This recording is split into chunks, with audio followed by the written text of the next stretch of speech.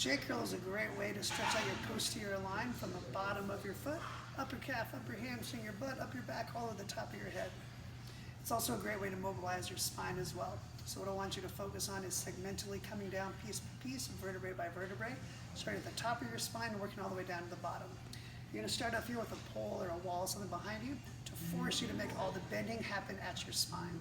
Most other movements, we ask you to keep your back nice and flat. And this one, I want you to purposely roll your back forward, again, vertebrae by vertebrae.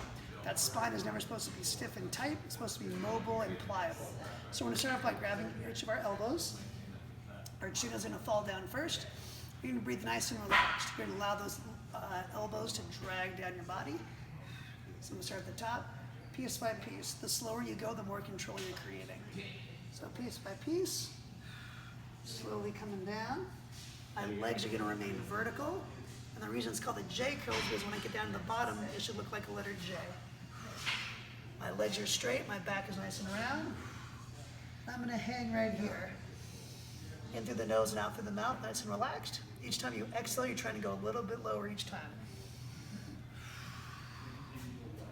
The lower you go, the more that stretch you'll feel.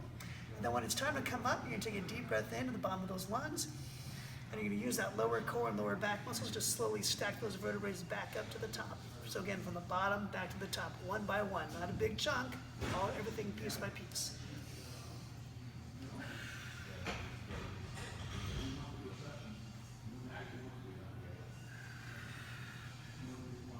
All the way back to the top.